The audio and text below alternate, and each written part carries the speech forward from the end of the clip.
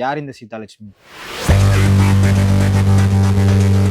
அடிப்படையில் சாதாரண விவசாய குடும்பத்தை சேர்ந்த ஒரு பெண் தான். என்னுடைய தாத்தா பாட்டங்காலத்துல நல்லா இருந்த விவசாயம் அப்பா காலத்துல நலிவடையுது. அப்போ அவங்க பாக்குறாங்க அதுக்குள்ள போராட முடியாம தான் சரி இப்படியாவது நம்ம பொண்ணுங்க நல்லா இருந்தா போதும் அப்படின்னு படிக்க வச்சு வேலைக்கு போகணும்னு அனுப்புறாங்க. நான் போன பிறகு சூழல் என்ன ஆகுதுன்னா, இந்த 50 ஆண்டு கால திராவிட அரசியல்ல நான் போய் பணத்தை சம்பாதிக்கலாம், என்னுடைய குழந்தைக்கு நல்ல ஒரு சமூகத்தை விட்டுட்டு போக முடியுமா அப்படின்னு ஒரு பெரிய கேள்வி எழுது. அப்போ பணத்தை சேர்த்து வச்சு மட்டும் பயன் இல்லை, நல்ல ஒரு வருங்கால தலைமுறைக்கு ஒரு நல்ல அரசியலை இந்த மண்ணில் விட்டுட்டு போகணும் அப்படின்னா நம்ம இந்த அரசியல் களத்துக்கு வரணும் அப்படிங்கிற ஒரு தேவை ஏற்படுது. அதனால் அரசியல் களத்துக்கு வர வேண்டிய தேவை. எத்தனையோ அரசியல் கட்சி இருக்கிறப்ப நாம் தமிழர் கட்சி ஏன் தேர்ந்தெடுத்தீங்க?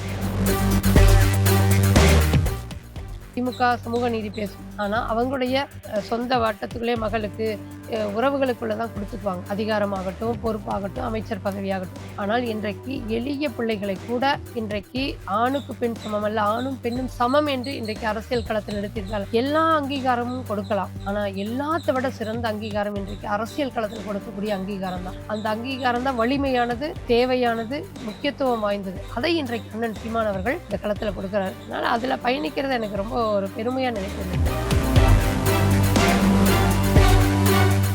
உங்க வீட்டுல எப்படி எடுத்துக்கிட்டாங்க? அரசியல் அப்படிங்கிறது வேண்டான்னு அவங்க நினைக்கல. போய் இதுல எப்படி ஒரு அடுத்த கட்டத்துக்கு நகருவேன் என்ன, அதெல்லாம் அவர்களுக்கு ஒரு புரியாத புதிரா இருந்து, என்ன நீ போய் என்ன பண்ண போற அப்படின்னு தவிர்த்தாங்க. என்னுடைய கணவர் முழுக்க முழுக்க ஒரு இன விடுதலைக்கான களம் தான் நாம் தமிழர். நம்முடைய முதலும் கடைசியுமான ஒரு கட்சி இருக்குது அப்படின்னா நாம் தமிழர் கட்சி தான். அதனுடைய இலக்கு என்றைக்கு வெல்லுதோ அது வரைக்கும் நம்ம இந்த களத்தில் அண்ணன் சீமான் அவர்களோடு நிற்கணும். நான் உனக்கு எவ்வளவு சிக்கல்கள் நெருக்கடிகள் கொடுத்தா கூட நீ அதை சமாளித்து இந்த களத்தில் நிற்கக்கூடிய ஒரு ஆற்றல் உள்ள ஒரு பெண்ணா நிற்கணும் அப்படிங்கிற வகையில எனக்கு இந்த ஒத்துழைப்பு கொடுத்தாங்க. உங்களுக்கு உங்க கணவர் உங்களுக்கு முழு ஒத்துழைப்பு கொடுத்துருக்கிறாரு, ஆனா உங்க வீட்டுல அப்பா அம்மா யாரும் உங்களை ஒத்துக்கல கட்சியில போறதுக்கு. அப்புறம் அதை எப்படி வச்சீங்க? அவங்க எப்படி மாறினாங்க அதுக்கப்புறம்? எதிர்ப்புகள் இருந்தாலும் நான் செய்கின்ற வேலைகளை நிறுத்தல.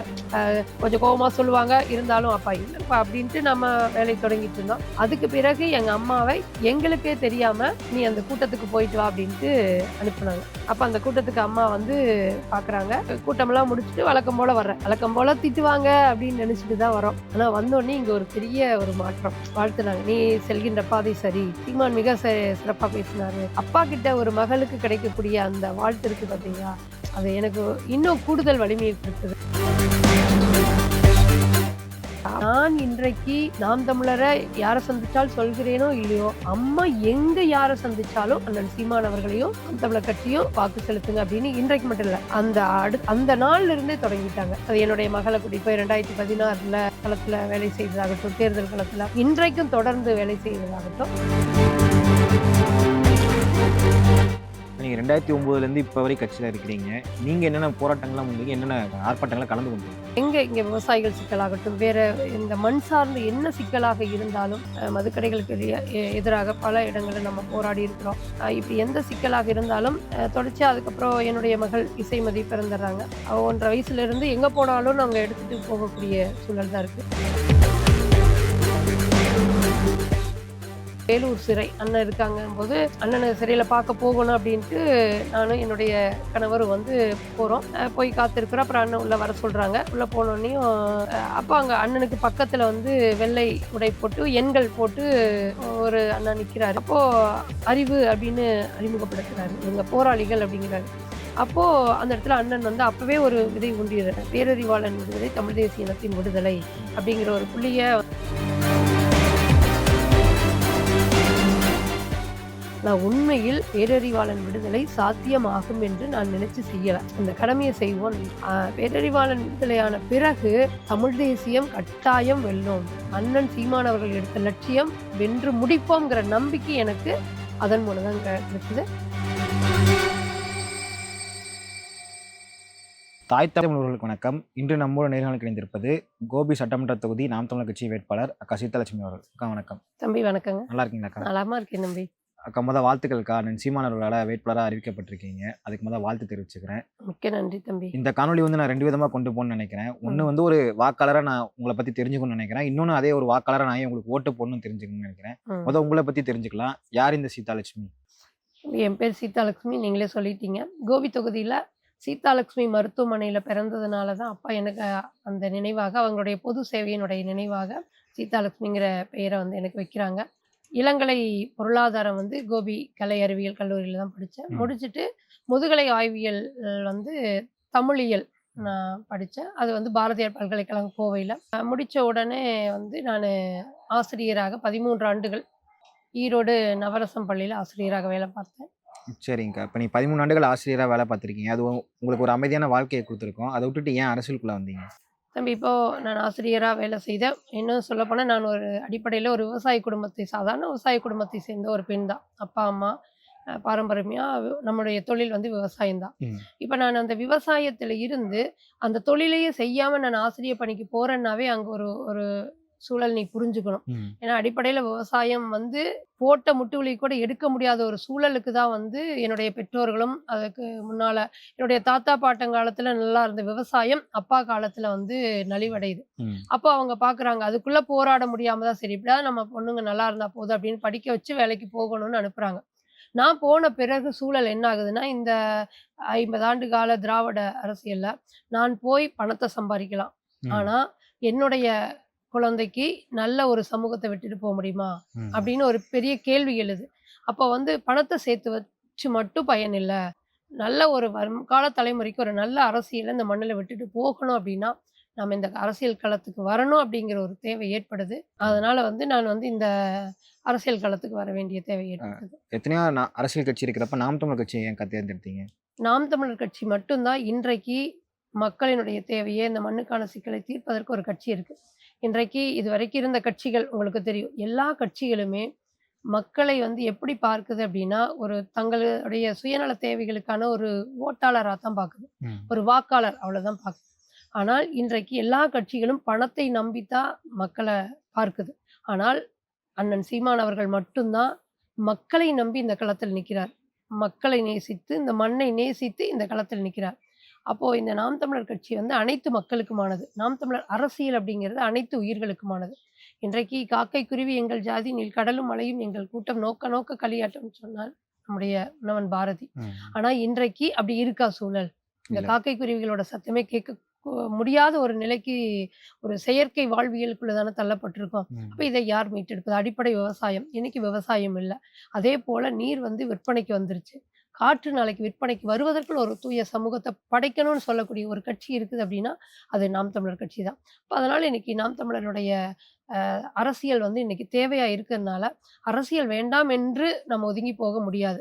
அப்படி நம்ம ஒதுங்கணும் அப்படின்னா நம்ம அடிமையாக வாழ நேரும். அப்போ இந்த மண்ணினுடைய அரசியலை இந்த மண்ணினுடைய மக்கள் நம்ம தான் தீர்மானிக்கணும். அதில் அண்ணன் சீமான் அவர்கள் சொல்லுவாங்க, சேலை எடுக்கும்போது பல சேலை கடைகளுக்கு போய் போய் தேடுறோம், ஒரு தக்காளி வாங்கினா கூட தேடி தேடி பார்த்து எடுக்கிறோம். இப்போ இந்த மண்ணினுடைய அரசியலை நம்ம தீர்மானிக்கணும். அந்த அரசியலை தீர்மானிக்கிறது மட்டும் வெறும் வாக்காளர்களாக மட்டும் இல்லாமல் களத்தில் பங்கேற்பவர்களாக மாறணும். அதில் தலைவர் பிரபாகரன் அவர்கள் சொல்வார், யாருமே பார்வையாளர்கள் அல்ல, அனைவருமே பங்கேற்பவர்களாக மாறணும். எந்த ஒரு லட்சிய நோக்கமாக இருந்தாலும். இல்லை நாம் தமிழர் களத்தில் நான் இந்த அரசியல் களத்தில் அண்ணன் சீமான் அவர்களுடைய படைத்தளபதியாக நின்று ஒரு வேலையை செய்ய வேண்டிய கடமை இயற்கை எனக்கு கொடுத்துருக்கு. நான் அதனால இந்த களத்துல நிக்கிறேன் தம்பி. அக்கா, இப்ப நாம் தமிழர் கட்சி இப்ப இந்த மாதிரி மண்ணுக்கான அரசியல் பேசுறாங்க. சரி, நீங்க 2009 நாம் தமிழர் கட்சியில இணைஞ்சிட்டீங்க. அப்ப வேற ஒரு சூழல்ல இருந்துச்சு நாம் தமிழர் கட்சியில. அப்ப இந்த அரசியல் பேசலையே. அன்றைக்கு பாத்தீங்க அப்படின்னா 2009 நம்முடைய ஈழத்து சொந்தங்கள் கொத்து கொத்தாக கொல்லப்படுறாங்க. ஆனா இங்க வெறும் கலைஞர் கருணாநிதி அவர்களோ மற்றவங்களோ இந்த திராவிட கட்சிகளை சேர்ந்தவங்களோ அவங்க நினைச்சிருந்தா அந்த போக்கையை மாற்றிருக்க முடியும். குரல் கொடுத்திருந்தா இந்தியாவுக்கு ஒரு நெருக்கடி கொடுத்திருந்தா. ஆனா எதுவுமே செய்யல. கொத்து கொத்தா கொல்லப்பட்ட போது கூட வெற்று நாடகம் தானே போட்டாங்க. அப்போ அது அந்த வழி இருந்தது. இப்போ இனி யாரையும் நம்பி பயன் இல்லை, நாமே மாற்று, நாம தான் மாற்று அப்படின்னு அண்ணன் சீமான் அவர்கள் வரும் பொழுது அப்போ இனி இது நாம் தமிழர் தான் நம்முடைய அரசியல் வாழ்வியல் அப்படின்ட்டு இந்த களத்தில் நிக்கிறேன் தம்பி. ஓகேக்கா, உங்க வீட்டுல எப்படி எடுத்துக்கிட்டாங்க அந்த காலத்துல நாம் தமிழர் கட்சியில சேர்றத? ஏன்னா ஆஹ் இப்பயே நிறைய நெருக்கடிகள் கொடுக்குறாங்க. அப்ப வந்து உம் ஒரு தீவிரவாத கட்சிங்கிற மாதிரி ப்ரொஜெக்ட் பண்ணியிருப்பாங்க. எப்படி எடுத்துக்கிட்டாங்க உங்க வீட்ல? எப்படின்னா அப்பா அம்மாவுக்கு உனக்கு தெரியும் சாதாரண விவசாய வாழ்வியல் இருக்கிறவங்க. அரசியல் அப்படிங்கிறது வேண்டான்னு அவங்க நினைக்கல. ஆனா என்னால அரசியலுக்கு போக முடியுமா? நான் அப்படியெல்லாம் ஒரு சிந்தனை இருக்கா அப்படிங்கிறது தெரியல. ஏன்னா அப்பாவுக்கு வந்து கம்யூனிச தத்துவம் பிடிக்கும். ம். அன்னைக்கே வந்து சோவியத் ரஷ்யாவோட தொடர்பு இருந்தது. அங்கிருந்து புத்தகங்கள் நிறையா கொண்டு வந்து கிராமங்கள் தோறும் கொண்டு போய் கொடுப்பாரு. அந்த படிப்பு அப்பாவுக்கு இருந்தது. அந்த சிந்தனை இருந்தது. ஆனால் வந்து நான் நான் போய் இதில எப்படி ஒரு அடுத்த கட்டத்துக்கு நகருவேன், என்ன? அதெல்லாம் அவர்களுக்கு ஒரு புரியாத புதிரா இருந்தது. அதனால வந்து கொஞ்சம் தவிர்த்தாங்க. அதாவது "என்ன நீ போய் என்ன பண்ண போற?" இது ம். அப்படின்ட்டு. ஆனா என்னுடைய கணவர் வந்து முழுக்க முழுக்க வந்து ஒரு இன விடுதலைக்கான களம் தான் நாம் தமிழர். நம்முடைய முதலும் கடைசியுமான ஒரு கட்சி இருக்குது அப்படின்னா, நாம் தமிழர் கட்சி தான். அதனுடைய இலக்கு என்றைக்கு வெல்லுதோ, அதுவரைக்கும் நம்ம இந்த களத்தில அண்ணன் சீமான் அவர்களோடு நிற்கணும். நான் உனக்கு எவ்வளவு சிக்கல்கள், நெருக்கடிகள் குடுத்தா கூட, நீ அத சமாளித்து இந்த களத்தில் நிற்கக்கூடிய ஒரு ஆற்றல் உள்ள ஒரு பெண்ணா நிக்கணும் அப்படிங்கிற வகையில வந்து எனக்கு மிகுந்த ஒத்துழைப்பு குடுத்தாங்க. அவருக்கு தமிழ் ரொம்ப பிடிக்கும். அப்ப ம். தமிழ் வந்து அரியணை ஏறணும். இன்னைக்கு பார்த்தீங்கன்னா, பேச்சு மொழியா இல்ல, பள்ளிகள் இல்ல, நம்ம வழிபாட்டு தலங்கள் இல்ல, கல்வி மொழியாக இல்ல. இப்படி எதுவுமே இல்லாத போது நம்முடைய மொழி எப்படி காக்கப்படும்? ம். நம்முடைய மொழி காக்கப்பட்டா தானே நம்ம எல்லாம் நல்லா இருக்க முடியும். இந்த தமிழன்னை தானே நமக்கு ஒரு ஆற்றலா இருக்கா? அப்படின்ட்டு அந்த ஒரு சிந்தனையோடு இருக்கும்போது, அதற்கு எல்லாத்துக்கும் ஒரு தீர்வு அப்படின்னா, அது நாம் தமிழர் கட்சியில களத்தில் நிற்பது அப்படின்னு அவர் உணர்ந்ததுனால, எனக்கு வந்து ஒரு பெரிய வந்து பலமா இருந்தாரு. அதில அண்ணன் சீமான் அவர்கள் நான் ஒரு சாதாரணமா அ இயக்கமா இருந்த காலத்தில முதல் ஒரு ஆர்ப்பாட்டம் நடக்குது. ஈவி.கே.எஸ். இளங்கோவன் ஐயா அப்ப வந்து ஒரு அவர கண்டிச்சு ஒரு கண்டன ஆர்ப்பாட்டம். ம். இயக்கமா இருக்கிற காலத்துல இங்கேருந்து எல்லாருமே போய் குடும்பமா கலந்துக்கிறோம். கொஞ்சம் பேர் தான் இருப்போம். ம். அப்ப அந்த சமயத்துல வந்து என்னைய வந்து பேச சொல்றாங்க. நான் வந்து முதலா பேசினதுக்கு நான் ஒரு பேச்சாளர் இல்ல. பேச பேச தெரியாது. அந்த இடத்துல நான் பேசினத கேட்டுட்டு, "அண்ணன் சிறப்பா பேசுனீங்க. இன்னும் ஒரு 10 நிமிடம் பேசியிருக்கலாமே" அப்படிங்கிறாங்க. ம். நாம என்ன பேசினோம்? அதாவது ஒரு பதட்டம் இருக்கும்ல. என்ன அப்படின்னு. ஆனா அந்த ஊக்கப்படுத்தினார் பார்த்தீங்களா? ம். ஒரு பெண் அரசியல் களத்துல ஒரு ஆளுமையா வரணும் அப்படின்ட்டு அண்ணன் எதிர்பார்க்கிறார்ல. அப்ப பெண்களை இன்னைக்கு முன்னிறுத்தி வந்து அண்ணன் வந்து பெரிய வேலை செய்றாரு. அது இயக்கமா இருந்த காலத்துக்கும் சரி, அதற்கு முன்பும். ம். அவருடைய அது குருதியிலே ஊறிய ஒன்று. அந்த நம்முடைய தாய் வழி சமூகம்ங்கிறது மரபு வழியாவே இருக்கு. நமக்கு முன்னோர்கள் எல்லாமே அப்படிதான் போற்றியிருந்தாங்க. அண்ணன் அதை எடுத்து கொண்டு வந்து மீண்டும் இன்றைக்கு ஒவ்வொரு பெண்களையும் ஆற்றல் உள்ள பெண்களை வந்து களத்தில் நிறுத்துறாரு. இன்னைக்கு நீங்க நினைச்சு பாருங்க, எந்த ஒரு கட்சியுமே பேசும். ம். திராவிடம் வந்து திமுக சமூக நீதி பேசும். ஆனா அவங்களுடைய சொந்த வட்டத்துக்குள்ளே மகளுக்கு உறவுகளுக்குள்ள தான் குடுத்துக்குவாங்க. அதிகாரமாகட்டும், ம். பொறுப்பாகட்டும், அமைச்சர் பதவியாகட்டும். ஆனால் இன்றைக்கு எளிய பிள்ளைகளை கூட இன்றைக்கு ஆணுக்கு பெண் சமம் அல்ல, ஆணும் பெண்ணும் சமம் என்று இன்றைக்கு அரசியல் களத்தில் நிறுத்தியிருக்காங்க. எல்லா அங்கீகாரமும் கொடுக்கலாம். ஆனா எல்லாத்த விட சிறந்த அங்கீகாரம் இன்றைக்கு அரசியல் களத்தில் கொடுக்கக்கூடிய அங்கீகாரம் தான். ம். அந்த அங்கீகாரம் தான் வலிமையானது, தேவையானது, முக்கியத்துவம் வாய்ந்தது. அதை இன்றைக்கு அண்ணன் சீமான் அவர்கள் இந்த களத்துல கொடுக்குறாரு. எனக்கு பிறகு அப்போ அந்த இயக்கம் தொடங்கிய காலம் தொட்டு புதிதாக வர அப்படியே வந்து அடுத்தடுத்து வளர்ந்துட்டே வருது. இன்றைக்கு சரிபாதி ஆண்களையும், பெண்களையும் களத்தில் நிற்கக்கூடிய ஒரு கட்சி, பெருமைமிக்க ஒரு கட்சி இந்த மண்ணுல இருக்கு அப்படின்னா, அது நாம் தமிழர் கட்சி தான். அதனால அதுல பயணிக்கிறது எனக்கு ரொம்ப ஒரு பெருமையா நினைப்பேன் தம்பி. ஓகேக்கா. நீங்க 2009லயே கட்சியில சேர்ந்துட்டீங்க. 2009லேருந்து 2025 வரைக்கும் உங்களோட கட்சி அனுபவங்களுக்கா சொல்றீங்களா கொஞ்சம்? அனுபவம்னா, அண்ணன் வந்து எனக்கு மிகப்பெரிய ஒரு ஆற்றலா, வலிமையா வந்தார். அதுதான் முக்கியம். நம்ம வந்து நாம் சார்ந்திருக்கக்கூடிய கட்சியினுடைய தலைமை யார்? தலைவன் யார் அப்படின்னா நமக்கு எல்லாரும் தெரியும். தலைவர் மேதகு பிரபாகரன் அவர்கள். ஆனா அந்த லட்சிய உறுதியை ஏற்றுக்கொண்டு இன்றைக்கு களத்துல ஒரு எளிய மகனாக, அண்ணன் வந்து பெரிய அரசியல் பின்புலத்தோட வரல. அதேபோல அரசியலுடைய வாரிசுகளும் அல்ல. ஆனால் இந்த களத்துல வந்து தான் ஏற்றுக்கொண்ட லட்சிய உறுதிக்கு அந்த வலிமையா நிக்கிறாரு பார்த்தீங்களா? அந்த லட்சியம் எனக்கு வந்து ரொம்ப பிடிக்கும். அப்போ இப்படிப்பட்ட ஒரு அண்ணனுக்கு நம்ம வந்து அந்த வலிமையா நம்ம இந்த களத்துல நிக்கணும். அப்ப நம்மால என்ன முடியுமோ அத இந்த களத்துல செய்யணும்னு தொடர்ச்சியா செய்து வந்தோம். அதுல வந்து என்னன்னா, நானும் வந்து அரசியல் ஒரு சுயநல நோக்கத்துக்காகவோ, புகழுக்காகவோ, பணத்திற்காகவோ, இல்ல ஏதேனும் ஒரு தேவைக்காகவோ வரவே இல்ல.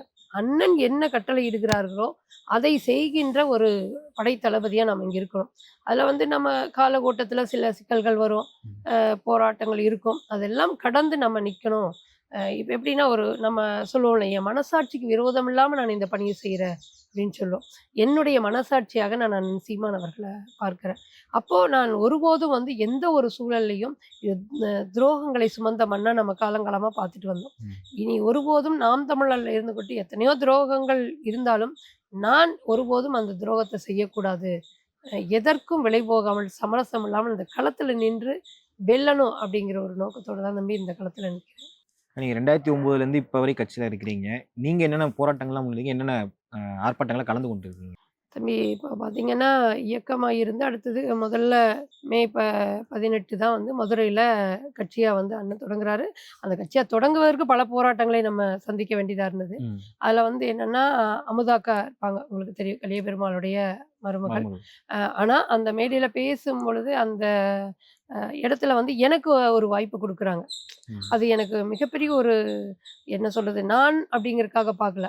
ஒட்டுமொத்த பெண்களினுடைய ஒரு அடையாளமா அந்த இடத்துல வந்து குடுத்ததா நான் பார்க்குறேன்.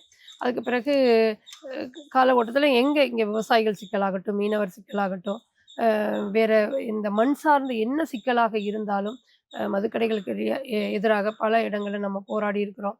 இப்படி எந்த சிக்கலாக இருந்தாலும் தொடர்ச்சியா அதுக்கப்புறம் என்னுடைய மகள் இசைமதி பிறந்துடுறாங்க.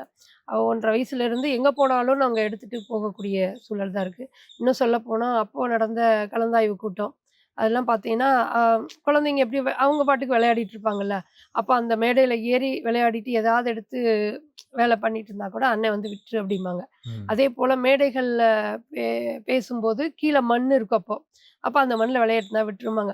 அது வந்து எப்படின்னா, ஒரு ரொம்ப உன்னதமா இருக்கும். அண்ணன் வந்து என்னன்னா, அரசியல் தனி, வாழ்வியல் தனி, இங்க அவங்க குடும்பம் தனி அப்படியெல்லாம் பார்க்கல. எல்லோரத்தையும் அண்ணன், தம்பியா, தங்கையா பார்த்து அந்த குடும்பத்த நேசிச்சு, ம். அந்த குழந்தைகள நேசிக்கக்கூடிய ஒருவர் இருக்காரு அப்படின்னா, அது அண்ணன் சீமான் அவர்கள் தான். இந்த பயணம் அது அண்ணன் எந்த போராட்டம் எடுத்தாலும், அன்றைக்கு வந்து பெண்கள் நம்ம களத்துல நிக்கணும் அப்படிங்கிறதுக்காகவே குடும்பத்தோட நம்ம போயிடுவோம். அப்போ வந்து என்னன்னா, சென்னையில அதிகமா ஆர்ப்பாட்டம் நடக்கும்போது போகும்பொழுது, நானு இசைய தூக்கிட்டு போகும்பொழுது, அதுக்கு முன்னாடி ஒரு ஒரு முறை பார்த்தீங்கன்னா, அண்ணன் திருமாவளவனுடைய கூட்டம் அதே இடத்துல நடக்குது. நேரம் மட்டும் தான் வேற. ம். கொஞ்சம் கொஞ்சம் நேரத்துக்கு இடையில இப்போ 2லேருந்து 3 வரைக்கும் அண்ணனுடைய கூட்டம். அதுக்கு பிறகு 4லேருந்து 5 நம்ம அண்ணன் கூட்டம். இந்த மாரி இருக்கும்போது, நம்ம முன்னாடியே போய் அங்க நிக்கும் பொழுது, எ நான் குழந்தை தூக்கிட்டு இருக்கிறத பார்த்துட்டு செய்தியாளர்கள் "சீமான் அண்ணா வந்துருவாரு, வந்துருவாரு" அப்படிம்பாங்க. அப்ப அதெல்லாம் வந்து எனக்கு ரொம்ப ஒரு வலிமையை குடுத்தது அன்றைக்கு. ம். நம்ம வந்து பெண்கள் யாருமே களத்துல இல்ல அப்படின்னு இல்லாம, தொடர்ச்சியா நின்னோம். அன்றைக்கு அப்புறம் தொடர்ந்து பெண்கள் வர ஆரம்பிச்சுட்டாங்க. இன்றைக்கு பார்த்தீங்கன்னா, மிகப்பெரிய ஒரு நாம் தமிழர் கட்சி அரசியலை புரிந்து கொண்டு, தத்துவத்தை புரிந்து கொண்டு, சித்தாந்தத்தை உணர்ந்து, நம்முடைய கடமை என்ன அப்படின்ட்டு இன்னைக்கு களத்தில் இருக்கக்கூடிய பெண்கள் படை அப்படின்னா, அது நாம் தமிழருடைய மகளிர் பாசறை வந்து வலிமையா இருக்கு. உங்களுக்கு வந்து உங்க கணவர் உங்களுக்கு வந்து முழு ஒத்துழைப்பு குடுத்திருக்கிறாரு. ஆனா உங்க வீட்ல அப்பா, அம்மா யாரும் உங்கள ஒத்துக்கல கட்சியில போறதுக்கு. அப்புறம் அத ம். எப்படி சமாளிச்சீங்க? அவங்க எப்படி மாறுனாங்க அதுக்கப்புறம்? தம்பி அப்பா, அம்மா எந்த இடத்துல மாறுறாங்க அப்படின்னா, அண்ணன வந்து உங்களுக்கு வேலூர் சிறையில போடுறாங்க. அ எல்லாருக்குமே தெரியும். அவரு பேசினதே மிகப்பெரிய உலக அளவுல பேசக்கூடிய ஒரு இதாச்சு. "என்னுடைய மீனவனை அடித்தால், உன்னுடைய மாணவனை அடிப்பேன்" அப்படின்னு சொல்றது வந்து பெயருக்காக இல்ல. உண்மையிலுமே அந்த வலி தாங்கி தான் அந்த இடத்துல பேசுறாரு. உடனே கருணாநிதி அவர்கள் வந்து சிறையில போடுறார். அ எனக்கு தெரிஞ்சு அவர் செய்த நல்ல வேலை வந்து அதுதான் நெனைக்கிறேன். ம். ஏன்னா, அங்க போன பிறகு தான் இன விடுதலைக்கான ஒரு களமே உருவாகுது. ஏன்னா, ம். வேலூர் சிறை அண்ணன் இருக்காங்கம்போது, அண்ணன சிறையில பார்க்க போகணும் அப்டின்ட்டு நானும் என்னுடைய கணவரும் வந்து போறோம். போய் காத்திருக்கிறோம். அப்புறம் அண்ணன் உள்ள வர சொல்றாங்க. உள்ள போனோனேயும் அப்போ அங்க அண்ணனுக்கு பக்கத்துல வந்து வெள்ளை உடை போட்டு, எண்கள் போட்டு ஒரு அண்ணா நிக்கிறாரு. இன்னும் 2, 3 பேர் நிக்கிறாங்க. அப்போ அறிவு அப்டின்னு அறிமுகப்படுத்துறாரு. எனக்கு அறிவுனா உண்மையிலுமே யாருன்னு தெரியல. ஆ அப்புறம் வந்து அறிவு அதாவது இப்ப பேரறிவாளன் அண்ணாகிட்ட இவங்க போராளிகள் அப்படிங்கிறாரு. ம். அப்போ நாங்க வெளியில வந்து நான் கேட்கிறேன் என்னோட கணவர்ட்ட அறிவுங்கிறது யாரு? அப்படின்னு. அப்போ வந்து அவர் அதுக்கு பிறகு தான் வந்து அவர் ஓரளவுக்கு புரிந்திருந்தார்.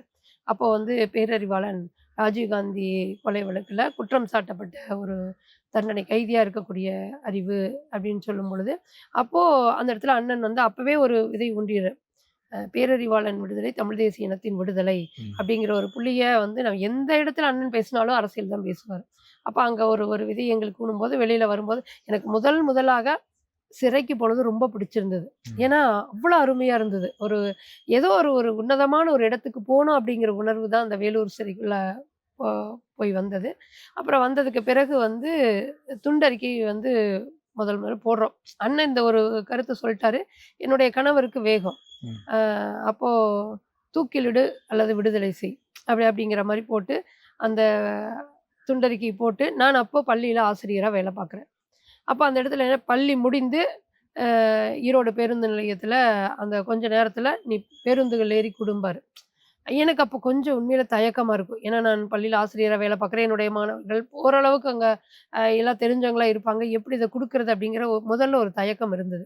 இது நம்ம கடமை. இது நம்ம செய்ய வேண்டிய கடமை. காலத்தின் கடமை இருக்கு. சிறையில இருக்கக்கூடியவங்க நாளைக்கு விடுதலையாகி கட்டாயம் வருவாங்க. ஆனால் அதற்கு பிறகு நம்ம வந்து அதை பற்றி யோசிக்க வேண்டியதில்ல. ஆனால் அது வருவதற்கு முன்னால இந்த வேலைகள நம்ம செய்யணும்.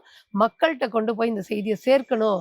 அ அப்படின்னு சொல்லும்போது கொஞ்சம் தயக்கத்தோட தான். ஆனா இது நம்ம கடமைன்னு அந்த ஒரு உணர்வு வரும்ல. அப்ப கொண்டு போய் குடுக்குறோம். இது மாரி 1,00,000 துண்டறிக்கைகள் முடிஞ்ச உடனேயும் இங்க கோபியில் அடிக்கும்போது திலக் ஆப்செட் அவர் சொல்றாரு 1,00,000 முடிஞ்சதுன்னு. சரின்ட்டதுல எல்லா மேடைகள்லயுமே கொண்டு போய் என்னை குடுக்க வச்சாரு. ம். திருமாவளவன் அண்ணா மேடையாகட்டும், வேற எந்த தமிழறிவு மணியன் அண்ணா இங்க ஈரோட்ல வந்து பேசினாரு. கொங்கு கலையரங்கத்துல அங்க எல்லா இடங்களிலுமே இது நம்ம கடமைன்னு அங்க இருக்கக்கூடிய மக்களுக்கும், மற்ற இடங்களுக்கும் வந்து நம்ம கொண்டு போய் குடுத்தோம். அதுல வந்து திருமாவளவன் அண்ணா சென்னையில ஒரு கூட்டம் போடும்போது, அங்க இருக்கக்கூடிய எல்லாருக்கும் குடுத்துட்டு, ஆனா அங்க இருக்கக்கூடிய உறவுகளும் ரொம்ப ஒரு உரிமையோட ஒரு அன்பா, "அக்கா சிறப்பு" அப்படின்ட்டு வாழ்த்துனாங்க. அப்ப நான் மேடையில ஏறி அப்போ அண்ணன் கையில அத குடுக்கும்போது, அவர் வந்து என்ன சொல்றது? ஒரு பெருமையா நினைச்சாரு. வாழ்த்துக்கள் சொன்னாரு. அ அப்போ இது அப்படியே இது தொடர்ந்து போயிட்டே இருக்கு. எப்பப்ப நேரம் கிடைக்குதோ, எங்கெங்கெல்லாம் ஆர்ப்பாட்டம் மக்கள் கூடுறாங்களோ, தமிழ் தேசிய சிந்தனையோட எல்லாமே வந்து இந்த துண்டறிக்கைய பேரறிவாளன் விடுதலை, தமிழ் தேசிய இனத்தின் விடுதலைன்னு போட்டு, அவரை பற்றிய பேரறிவாளன் என்பவர் யார்? அப்படிங்கிற ம். அந்த இது போட்டு, என்ன நோக்கம் அப்படிங்கிறத இதெல்லாம் குறிப்பிட்டு, நாம் தமிழர் கட்சியின் தொடர்பு எண் போட்டு, இந்த வேலைகள் நம்ம செய்றோம். ஆனா உண்மையில் பேரறிவாளன் விடுதலை சாத்தியமாகும் என்று நான் நினைச்சு செய்யல. ம். அந்த கடமைய செய்வோம்னு நினைச்சேன். பேரறிவாளன் விடுதலையான பிறகு, தமிழ் தேசியம் கட்டாயம் வெல்லும். ம். அண்ணன் சீமான் அவர்கள் எடுத்த லட்சியம் வென்று முடிப்போம்ங்கிற நம்பிக்கை எனக்கு அதன் மூலம் தான் கிடைச்சது. அப்புறம் வந்து அறிவு வந்து எப்போ நம்ம இடையில வந்து அண்ணன் சிறையில இருக்கும் பொழுதே, பேரறிவாளனுக்கு நான் ஒரு கடிதம் எழுதினேன். அந்த கடிதம் இன்றைக்கு இருக்கு. அப்போ அண்ணன் சீமான் அவர்களுக்கும் இங்க அற்புதம் அம்மா வந்திருந்தாங்க. அவங்க ம். மூலமா நீங்க பார்க்கும்போது, "இத அண்ணனுக்கு குடுங்க" அப்படின்ட்டு நம்ம எழுதியிருந்தோம். அ அதுக்கு பிறகு வந்து விடுதலையாகி வர்றாரு. அதுக்கு விடுதலை ஆன பிறகு நம்ம நெனச்சது தான். நம்ம அதுவரைக்கும் ஒரு களத்துல வேலை செஞ்சா, அடுத்த வேலைக்கு நம்ம போயிடுறோம். அ அறிவு வந்து மீண்டும் வந்து என்னுடைய மகள் இசைமதியோட, அம்மா கூட, என் கணவரோட எங்க நம்ம சந்திச்சோம் அப்படின்னா, சந்திரசேகர் ஐயா வந்து இறந்தபோது அந்த இடத்துக்கு வந்து வந்திருந்தாங்க. அப்போ ஐயா வந்து எனக்கு பெரும் பேராற்றல். அண்ணன் சீமான் அவர்களுக்கு எது எது சொன்னாலும் "தம்பி கேட்டுருவோமா" அப்படிம்பார். அப்ப ம். எனக்கு அது வந்து ரொம்ப பெருமையா இருக்கும். இப்படிப்பட்ட ஒரு மூத்தவர், ஆனாலும் வந்து ஒரு தலைமையை மதிக்கிறார் பார்த்தீங்களா? அந்த இது. அப்புறம் அறிவ சந்திக்கிறோம். அது அப்படியே வந்து களம் வந்து போகுது. இப்ப இதுக்கு இடையில வந்து 2013, 14ல கோபியில ஒரு பொதுக்கூட்டம் போடலாம். ம். அப்படின்னு சொல்லிட்டு தேர்தல் வர்றதுக்கு 2 வருடத்துக்கு முன்பே போடலான்ட்டு, அப்போ அ அற்புதம் அம்மாள நம்ம வரவழைக்கணும் அப்படின்னு சொல்லிட்டு, அவங்கள அழைக்கிறோம். அவங்களும் வர்றாங்க. ஈரோட்லருந்து நான் தான் கூட்டிட்டு வரேன். இங்க நம்ம இந்த வீட்டுக்கு வந்துட்டு, மகிழ்ச்சியா அந்த தண்ணீலலாம் ஒரு குழந்தை எப்படி மகிழ்ச்சியா வந்து தப்பி விளையாடும், அந்த மாரி வந்து ரொம்ப மகிழ்ச்சியா விளையாடுனாங்க. அப்பதான் நான் புரிஞ்சுட்டேன். எவ்வளவு கால போராட்டங்கள் அவங்க மனசுக்குள்ள இருக்கும். ஒரு குழந்தை போல இந்த வாய்க்கால் தண்ணீல இப்படி விளையாடுறாங்களே, இந்த இடத்துக்கு தான் விளையாடுறாங்களே அப்படின்ட்டு எனக்குள்ள அந்த வேதனை இருக்கும். ஒரு தாய் தன்னுடைய மகனுக்காக இப்ப போராடல. ஒட்டுமொத்த இந்த சிறையில இருக்கக்கூடிய, சிக்கல்ல இருக்கக்கூடிய அனைத்துக்குமாக ஒரு தாயாக, அற்புதமாக அவங்க தெரிஞ்சாங்க. அப்ப வந்து என்னன்னா, கொஞ்சம் அப்பாவுக்கு இங்க முரண்பாடு இருக்கு. கட்சிக்கு போறா, அங்க போறா, இங்க போறான்ட்டு. ஆனா அம்மா கிட்ட ரொம்ப அன்பா பேசுனாங்க. ம். எனக்கு அது வந்து பெருமையா இருந்தது. என்னதான் நம்மகிட்ட தான் சண்டை போட்டாலும், நம்ம கட்சி மூலமா ஒருத்தர் வரும்பொழுது, அவங்கள்ட்ட ரொம்ப அன்பா பேசுனது எனக்கு ஒரு பெரிய ஒரு மகிழ்வ குடுத்தது முதல்ல. அதுக்கு பிறகு மாலை கூட்டம் கோபியில நான் அம்மாவ அழைச்சிட்டு போயிட்டேன். அதாவது எதிர்ப்புகள் இருந்தாலும் நான் செய்கின்ற வேலைகள நிறுத்தல. அ கொஞ்சம் கோவமா சொல்லுவாங்க. இருந்தாலும், "அப்பா இல்லப்பா" அப்படின்ட்டு நம்ம வேலைய தொடங்கிட்டு இருந்தோம். அதுக்கு பிறகு எங்க அம்மாவை எங்களுக்கே தெரியாம, "நீ அந்த கூட்டத்துக்கு போயிட்டு வா" அப்படின்ட்டு அனுப்புனாங்க.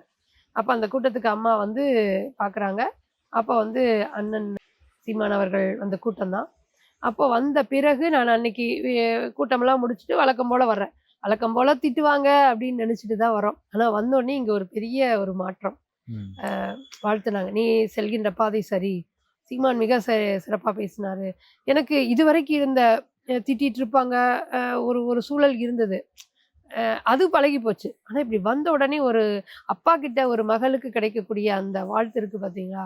அது எனக்கு இன்னும் கூடுதல் வலிமையை குடுத்தது. ம். அப்புறம் அம்மா. அதுக்கு பிறகு நான் இன்றைக்கு நாம் தமிழர யார சந்திச்சால் சொல்கிறேனோ இல்லையோ, அம்மா எங்க யார சந்திச்சாலும் அண்ணன் சீமான் அவர்களையும், நாம் தமிழர் கட்சியும் வாக்கு செலுத்துங்க அப்படின்னு இன்றைக்கு மட்டும் இல்ல. அந்த நாள்ல இருந்தே தொடங்கிட்டாங்க. அது என்னுடைய மகள கூட்டிட்டு போய் 2016ல களத்துல வேலை செய்ததாகட்டும், தேர்தல் களத்துல இன்றைக்கும் தொடர்ந்து வேலை செய்றதாகட்டும். அப்போ அது அந்த அந்த புள்ளி தான் வந்து மாற்றுச்சு. அண்ணன் சீமான் பேச்ச கோபியில கூட்டத்துல வந்து பெரியார் திடல்ல தான். ம். இன்னைக்கு பெரியாரே மண் அப்படின்னு சொல்லக்கூடிய இந்த இதுல, அந்த பெரியார் திடல் தான் எங்களுக்கு வந்து அப்பா, அம்மாவுக்கு ஒரு புரிதல் அண்ணன் பேசினதுக்கு ஒரு மாற்றத்த குடுத்ததா இருக்கு தம்பி. சரிங்கக்கா. ரொம்ப நாளா கட்சியில இருக்கிறீங்க. இத்தன ஆமாங்க. ஆண்டுகள் பயணிச்சிருக்கீங்க. கண்டிப்பா உங்க மேல வழக்கெல்லாம் இருக்கும். என்னென்ன வழக்கெல்லாம் இருக்கு உங்க மேல? தம்பி இப்ப பார்த்தீங்க அப்படின்னா, மற்ற திராவிட கட்சிகள்ல இருக்கக்கூடியவங்க எல்லாமே வழக்கு அப்படின்னா எதுக்காக போவான்னா, சிக்கல் செய்துட்டு போவாங்க. கொள்ளையடிச்சோ, கொலை பண்ணிட்டோ, இந்த மாரி வந்து தனக்கான சுயநல தேவைகளுக்காக பணம் பறிச்சோ இப்படிதான் போவாங்க. ஆனா, நாம் தமிழர்ல வாங்குகின்ற வழக்குகள் வந்து உண்மையிலுமே வந்து மக்களுக்கு அ ஒரு பணி செய்ய போனதன் மூலமாக போட்ட வழக்குகளா தான் இருக்கும். அது அதிகார வர்க்கம் எப்படியாவது இவர்கள் வந்து மக்களுக்கு நல்லது செய்றத தடுத்து நிறுத்தணும் அப்படிங்கிறதுக்காகவே போட்ட வழக்குகள் தான் அத்தன நாம் தமிழர்கள் மேலயும் போட்ட வழக்கா இருக்கும். அதுல வந்து எனக்கு இப்போ ஏற்கனவே இப்ப இந்த ஈரோடு கிழக்கு நடந்து முடிஞ்ச தேர்தல்ல ஒரு போட்ட வழக்குகள், ஏற்கனவே இருந்த 2, 3 வழக்குகள் எல்லாமே ஒரு 20 வழக்குகள் போல இருக்கு. இந்த வழக்குகள் எல்லாமே நம்ம வந்து லட்சிய உறுதியேற்று இந்த களத்தில் நிற்கிறோம் அப்படிங்கிறதுக்கான ஒரு அடையாளமாகத்தான் நான் இத பார்க்குறேன். அது பெருமையா உணர்றேன். ஏன்னா அண்ணன் சொல்வது போல தான் முதல்ல வந்து அது கொஞ்சம் என்னடா வழக்கா நீதிமன்றம் போணுமா அப்படிங்கிறது இருக்கும். போன பிறகு நம்ம என்ன நோக்கத்துக்காக இந்த இடத்துல வந்து நிற்கிறோம் அப்படிங்கிறது நமக்கு ஒரு பெருமை தரக்கூடியதா இருக்கு. அப்படிதான் இந்த நாம் தமிழர் களத்துல நிற்கிறோம் தம்பி.